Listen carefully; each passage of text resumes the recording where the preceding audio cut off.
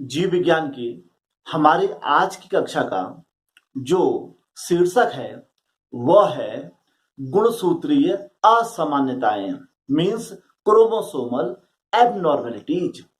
गुणसूत्रीय असामान्यताओं से हमारा तात्पर्य है गुणसूत्रों की संख्या में परिवर्तन हो जाना, जिसे एनयूप्लॉइडी भी कहा जाता है।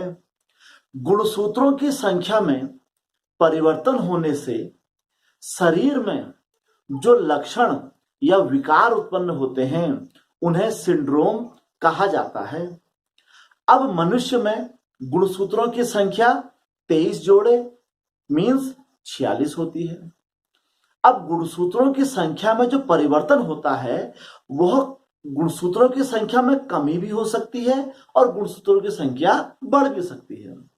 जब गुणसूत्रों की संख्या में कमी आती है, जब एक गुणसूत्र कम होता है, तो ऐसी कंडीशन को मोनोसोमी कहा जाता है। जब गुणसूत्रों की संख्या में एक जोड़ा गुणसूत्र कम हो जाता है तो उसे नल्लीसोमी कहा जाता है। वहीं जब गुणसूत्रों की संख्या बढ़ जाती है, अर्थात एक गुणसूत्र बढ़ जाता है, 46 के 47 हो जाते हैं, तो उस समय उसको हम कहते हैं ट्राइसोमी। और जब गुणसूत्रों का एक जोड़ा बढ़ जाता है तो उस समय उसे कहा जाता है टेट्रासोमी। तो इस प्रकार मनुष्य में गुणसूत्रों की संख्या में जो परिवर्तन हो जाते हैं उससे जीव के शरीर में कई सारे विकार उत्पन्न हो जाते हैं। इनको हम बोर्ड में और अच्छे प्रकार से समझ सकते हैं।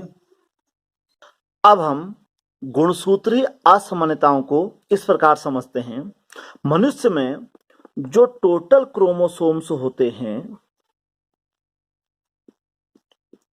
वो 23 पेयर्स, यानी कि इनको हम कह सकते हैं 46 क्रोमोसोम्स होते हैं। अब जो 23 जोड़े क्रोमोसोम्स होते हैं, जैसा कि हमको पहले भी हमने इसमें चर्चा की है, जो शुरू के 22 पेयर्स होते हैं उन्हें हम कहते हैं सोमेटिक क्रोमोसोम्स या इनको कहा जाता है ऑटोसोम्स। इनको दैहिक या इनको हम समजात गुणसूत्र कहते हैं। वहीं जो अंतिम जोड़ा होता है मींस लास्ट 23rd पेयर, इसको हम यहां पर कहते हैं एलोसोम या इसको हम सेक्स क्रोमोसोम्स भी कहते हैं। इसे लिंग गुणसूत्र कहा जाता है। अब जो क्रोमोसोमल एबनॉर्मलिटीज होती है वह दैहिक गुणसूत्रों में भी हो सकती है और लिंग गुणसूत्रों में भी हो सकती है। इसके द्वारा भी शरीर में विकार उत्पन्न होंगे और इसके द्वारा भी शरीर में विकार उत्पन्न होंगे। जब अभी जैसा कि हमने डिस्कस किया था, जब एक गुणसूत्र कम होता है तो उसको हमने कहा था मोनोसोमी। जब दो गुणसूत्र कम होते हैं 2n-2 तो उसे हमने कहा था नल्लीसोमी। इसी प्रकार जब एक गुणसूत्र बढ़ जाता है तो उसे हमने कहा था ट्राइसोमी, और जब दो गुणसूत्र बढ़ जाते हैं तो उसे हमने कहा था टेट्रासोमी। तो सबसे पहले हम इसमें देखते हैं कि जब सोमेटिक क्रोमोसोम्स में भिन्नता आती है तो कौन कौन से लक्षण निकलकर आते हैं। अब हम चलते हैं दैहिक गुणसूत्रों की संख्या में अंतर होने से उत्पन्न होने वाले विकार। तो सबसे पहला विकार और सबसे इंपॉर्टेंट जो परीक्षा में बहुत बार पूछा जाता है उसे कहते हैं डाउन सिंड्रोम या इसको मंगोलिज्म भी कहा जाता है। डाउन सिंड्रोम या मंगोलिज्म से हमारा जो तात्पर्य है वो यह है कि इसमें क्या होता है, जो शुरू के 22 जोड़े जो हमारे समजात गुणसूत्र होते हैं उसमें से 21वें जो जोड़ा होता है, 21वें जोड़े के जो गुणसूत्र होते हैं उनमें ट्राइसोमी हो जाती है। ट्राइसोमी से मतलब होता है हमारा कि उसमें एक गुणसूत्र बढ़ जाता है। तो इसमें क्या होता है, शुरू के जो 20 पेयर हैं वो तो कॉमन रहते हैं, मीन्स 44 हो गए। ठीक हो गया। शुरू के 20 जोड़े, जो हमारे शुरू के 20 होते हैं तो ये हो गए 40। ये तो हो गए सब कॉमन। जो 21st पेयर होता है यानी कि 21वां, उसमें होते हैं 3। ठीक हो गया, 21 हो गए। जो 22वां जोड़ा होता है उसमें 2 होते हैं, और जो लास्ट वाला होता है 23rd, उसमें ये 2 होते हैं। तो यदि हम इन सबको जोड़ दें तो हम देखते हैं इस प्रकार हमारे पास ये टोटल क्रोमोसोम्स हो जाते हैं 47। तो डाउन सिंड्रोम में क्या होता है, 21वें जोड़े में 3 गुणसूत्र हो जाते हैं, जिससे टोटल गुणसूत्रों की संख्या 47 हो जाती है। इसे मंगोलिक बेवकूफी का रोग भी कहा जाता है। इस रोग में क्या होता है, जो चेहरा होता है वह मंगोलों के समान हो जाता है, आंखें तिरछी हो जाती हैं, मस्तिष्क अल्प विकसित हो जाता है, जीभ मोटी हो जाती है, कद छोटा हो जाता है। और इस आयु से जो ग्रसित व्यक्ति होता है वह सामान्यतः इसमें हम कह सकते हैं 16 साल की उम्र तक उसकी उम्र रहती है। वह यदि हम इसको एवरेज रूप में देखें तो प्रत्येक 700-800 में से एक संतान जो होती है वो इस प्रकार मंगोलिक बेवकूफी की उत्पन्न हो जाती है। अब हम दूसरे उसमें चलते हैं। दूसरा सिंड्रोम हमारे पास है एडवर्ड्स सिंड्रोम। एडवर्ड्स सिंड्रोम, इसके खोजकर्ता जिनने इसकी खोज की J.H. एडवर्ड्स के नाम पे रखा गया है। इसमें क्या होता है, यह भी एक प्रकार से ट्राइसोमी है, बस जैसा कि डाउन सिंड्रोम में 21वें जोड़े में 3 हुए थे, यहाँ 18वें मीन्स 18th पेयर का जो क्रोमोसोम्स होते हैं उसमें 3 हो जाते हैं। तो यहाँ भी टोटल संख्या जो होती है हमारी 47 हो जाती है। इससे जो शरीर में विकार होते हैं उन्हें एडवर्ड सिंड्रोम कहते हैं। इसमें मस्तिष्क जो होता है पूर्णतः विकसित नहीं होता है, और शरीर के जो सिस्टम होते हैं उनमें विकार उत्पन्न हो जाते हैं। और ऐसे जो शिशु होते हैं उनकी जो एवरेज आयु होती है वो लगभग 6 माह के आसपास होती है, और प्रति 8-9 हजार शिशुओं में से एक एडवर्ड सिंड्रोम का शिशु उत्पन्न होता है। अब हम अगला तीसरा लेके चलते हैं। वह हमारे पास है पटाऊ सिंड्रोम। पटाऊ सिंड्रोम से हमारा तात्पर्य है, यह भी एक प्रकार से ट्राइसोमी के द्वारा है, मीन्स इसमें भी टोटल क्रोमोसोम्स जो होंगे वो 47 हो जाएंगे। बस इसमें अंतर यह है कि जो 13वां जोड़ा है उसमें 3 क्रोमोसोम्स पाए जाते हैं।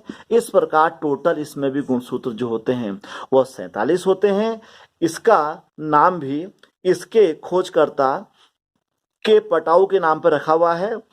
इसके द्वारा जो शरीर में विकार उत्पन्न होते हैं वो उसमें क्या होता है कि मस्तिष्क अल्प विकसित रहता है, जो उसका तालु होता है उसमें दरार या नोच पाई जाती है, ऊपरी होंठ जो होता है बीच से कटा हुआ हो सकता है, हृदय व श्रवण आदि अंगों में प्रॉब्लम हो सकती है।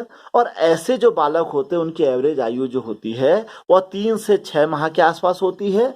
और यदि एवरेज देखा जाए तो प्रति 20,000 बच्चों में एक बच्चा पटाऊ सिंड्रोम वाला हो सकता है।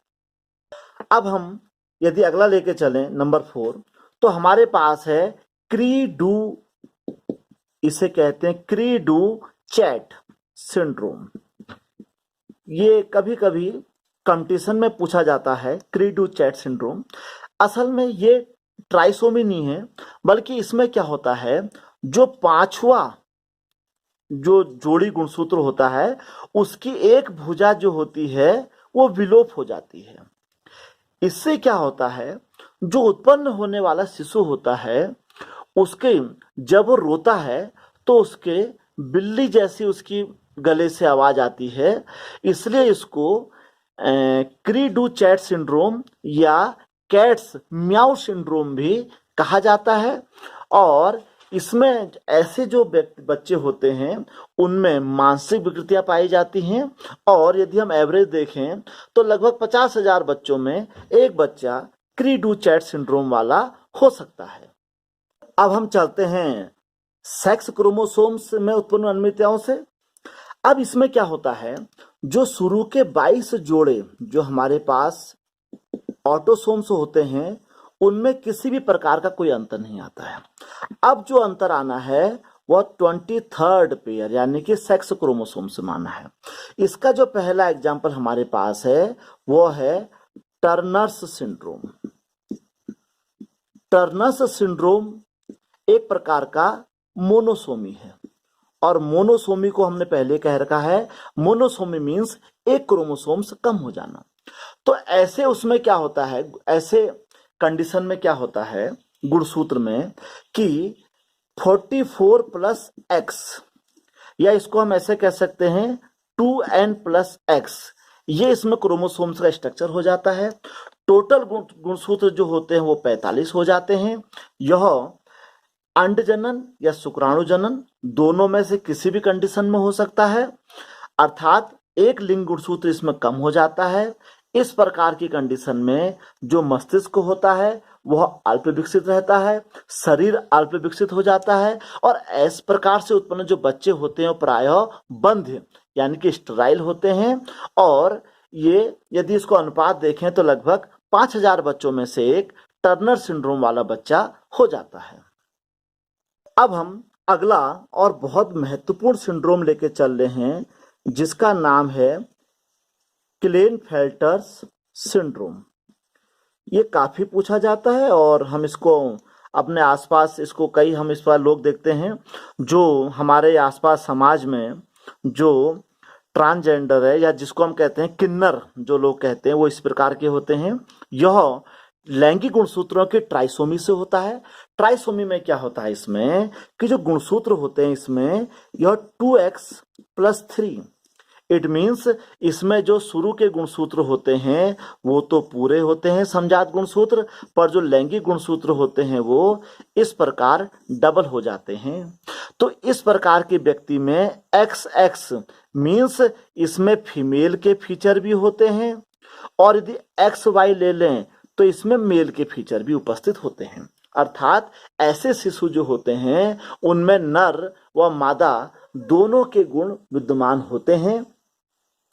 इनमें क्या होता है, बाह्य जनन अंग जो होते हैं अल्प विकसित होते हैं, ये स्टेराइल होते हैं, बंद होते हैं, और लगभग 1,000 या हम 10,000 के बच्चों में एक बच्चा क्लेनफेल्टर सिंड्रोम का हो सकता है। ऐसे लोगों को हम समाज में अपने आसपास देख सकते हैं, वे क्लेनफेल्टर सिंड्रोम के ही उदाहरण हैं। इसके अतिरिक्त हम यदि देखें इसमें जो लैंगिक गुणसूत्र होते हैं उसमें जो हम देखते हैं अगला जो आता है सुपर फीमेल। सुपर फीमेल से तात्पर्य है कि समजात गुणसूत्र बराबर होंगे, और यहाँ जो इनके गुणसूत्र होते हैं वो 47 हो जाते हैं, किसी किसी में 48 भी हो सकते हैं। इसलिए इनको सुपर फीमेल कहते हैं क्योंकि इसमें जो लिंग गुणसूत्र होते हैं वो 2 ना होके 3 या 4 होते हैं। इन्हें सुपर फीमेल ये प्रजनन योग्य होते हैं लेकिन इडियट्स बुद्धू किस्म के होते हैं। इसी का यदि नंबर 4 हम देखें तो हम देखते हैं सुपर मेल। सुपर मेल से तात्पर्य है अति नर, जैसे इनको हमने अति मादाएं कहा था, इनको अति नर कहा जाता है। इसमें क्या होता है 2x प्लस XY, अर्थात इनके लिंग गुणसूत्र में 2 Y गुणसूत्र उपस्थित होते हैं। इसे क्रिमिनल सिंड्रोम भी कहा जाता है। इस प्रकार के जो नर होते हैं वे गुस्सैल स्वभाव के, कामुक, अपराधी प्रवृत्ति के नर होते हैं, इसलिए इसको क्रिमिनल सिंड्रोम भी कहा जाता है। इस प्रकार आज के वीडियो में हमने देखा किस प्रकार गुणसूत्रों की संख्या में परिवर्तन होने से मनुष्य के शरीर में भिन्न भिन्न प्रकार के विकार उत्पन्न हो जाते हैं। यह जो प्रश्न है यह उत्तराखंड बोर्ड की परीक्षाओं में बहुत बार पूछा जाता है और कंपटीशन के लिए भी हमारे ये बहुत महत्वपूर्ण है। अगली बार हम अगले शीर्षक के साथ आपसे मिलेंगे। धन्यवाद।